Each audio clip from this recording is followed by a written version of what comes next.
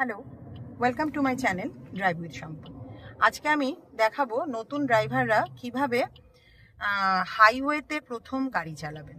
দেখুন, নতুন ড্রাইভার বলছি বটে, কিন্তু একদম নতুন যখন আপনার হাত থাকবে হাইওয়েতে কিন্তু আসবেন না। হাইওয়েতে তখন না চালানোই ভালো।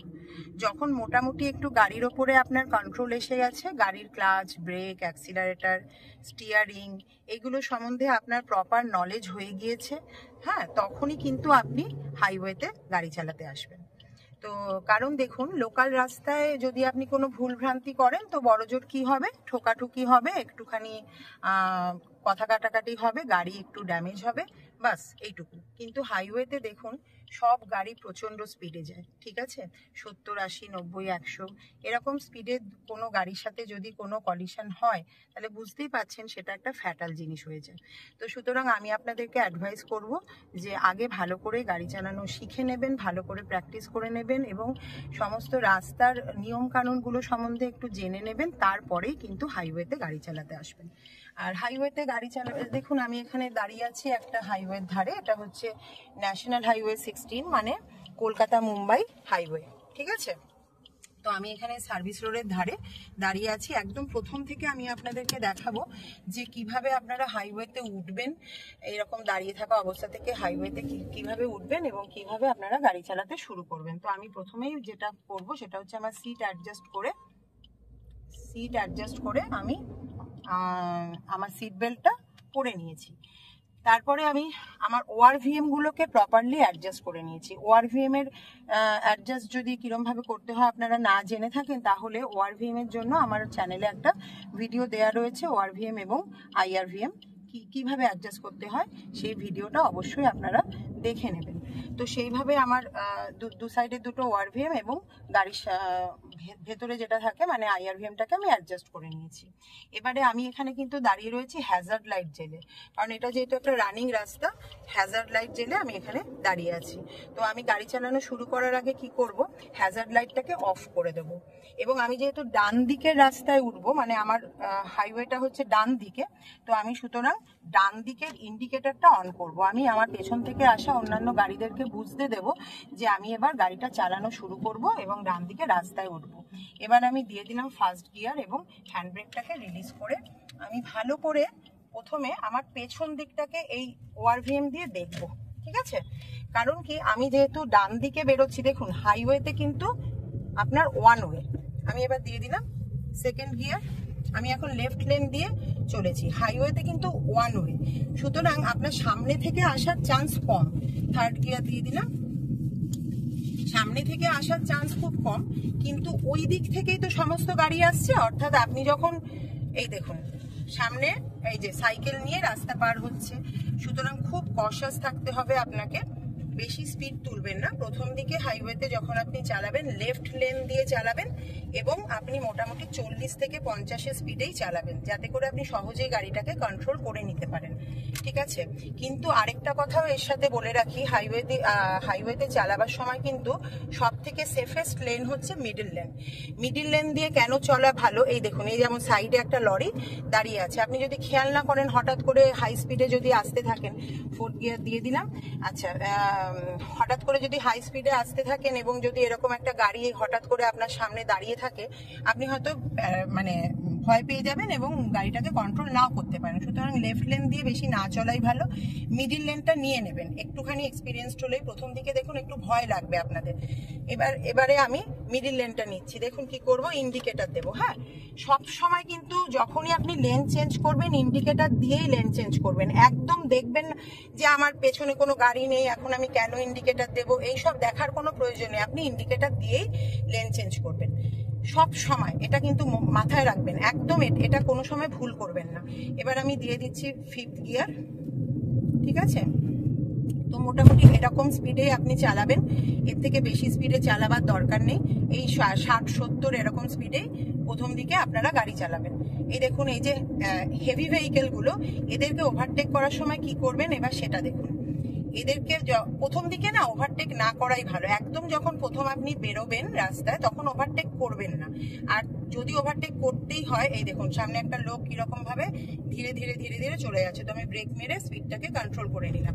এবারে দেখুন ওভারটেক করবো এই লরিটাকে। প্রথমে আমি না ডিপার দেব, তারপরে লং হর্ন প্রেস করে তারপরে আমি স্পিডটাকে বাড়িয়ে দেব এবং এক চান্সে ওভারটেক করে নেব। ওভারটেক যদি করবেন মনে করেন তাহলে করে নেবেন, ঠিক আছে?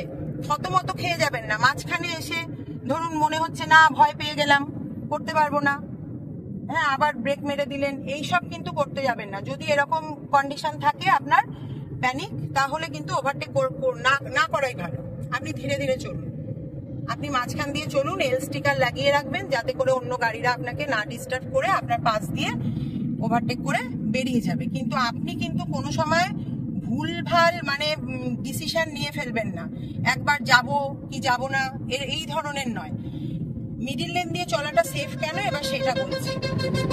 ইন্ডিয়াতে না কোনো ট্রাফিক রুলের কোনো মানে কি বলবো কেউ মানে না।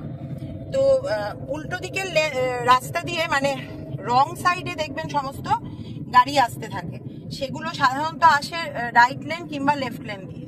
এবার আপনি যদি রাইট বা লেফট লেন, রাইট লেন দিয়ে তো যাবেনই না, রাইট লেনটা হচ্ছে ওভারটেকিং লেন।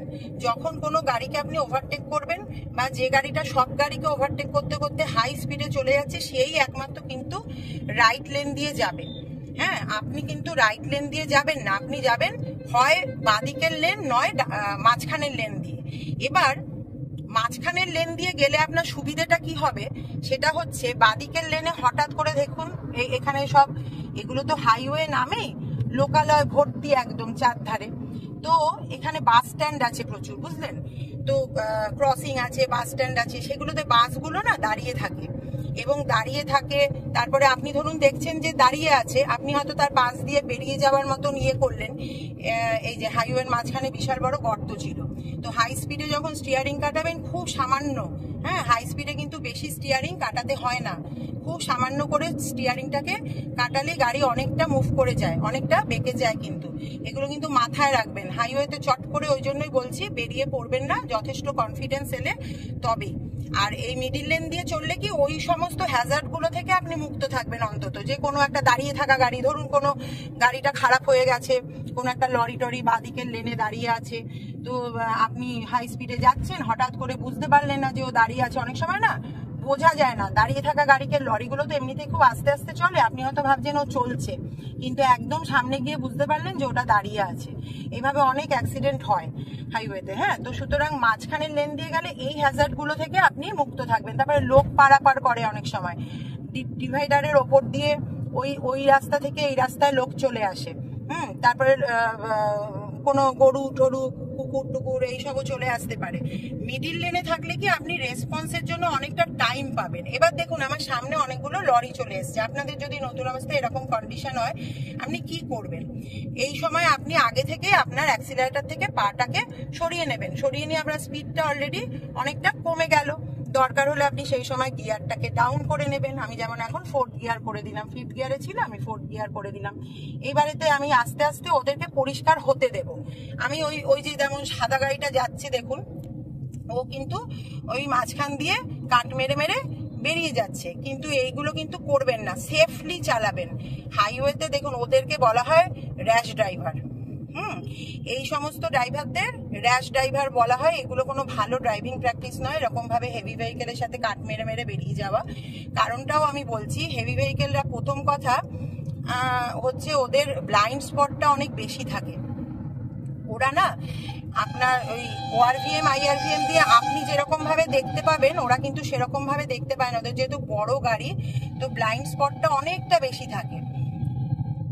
এবারে আমি তো এই কারণে হেভি ভেহিকেলদের ওভারটেক করার সময় বিশেষ সাবধানতা আপনাকে কিন্তু অবলম্বন করতে হবে।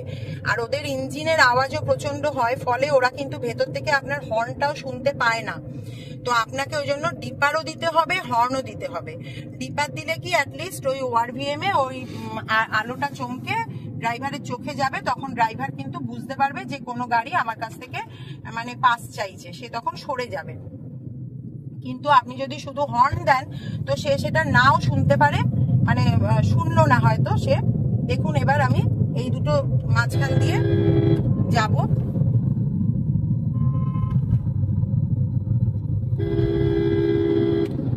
একটু লং হর্ন দেবেন, এইভাবে বেরিয়ে আসা গেল। সাবধানতা অবলম্বন করে এগুলো করতে হয়। হঠাৎ করে প্রথম দিকে কিন্তু এইসব আপনারা করতে যাবেন না, দুটো হেভি ভেহিকেলের মাঝখান দিয়ে বেরোনো বা কিছু। এটা আমাকে বেরোতে হলো কেন কি, মানে এরা খুব স্লো যাচ্ছিল, এদের পেছন পেছন যদি যেতে হতো তাহলে অনেকটা আমার সময় নষ্ট হয়ে যেত। তো সেই কারণে আমি চলে গেলাম, আমি পারলাম বলে চলে গেলাম। দেখুন হাইওয়েতে হাজার হাজার কিলোমিটার আমি চালিয়েছি গাড়ি, তো সুতরাং আমার একটা অভিজ্ঞতা আছে, আমি চলে গেলাম। কিন্তু আপনারা কিন্তু প্রথম অবস্থায় এরকম ভাবে যাবেন না। খুব সেফলি যাবেন, দরকার হলে ওভারটেক করবেন না, সবার পেছন পেছন যাবেন, কোনো অসুবিধে নেই। এই দেখুন গর্ত আবার, তো এখানে স্টিয়ারিংটাকে খুব হালকা করে কাটিয়ে গাড়িটাকে ডান দিক দিয়ে আমি বার করে নিয়ে গেলাম, ঠিক আছে। আচ্ছা, তো এইবারে আমি এই ভিডিওটা এখানেই বন্ধ করছি। আপনারা যখন প্রথম হাইওয়েতে মানে আপনারা করবেন, চালাবেন, তখন এইভাবে চালাবেন, সেফলি চালাবেন। তাহলে দেখলেন হাইওয়েতে আপনারা প্রথম দিকে এইভাবেই চালাবেন।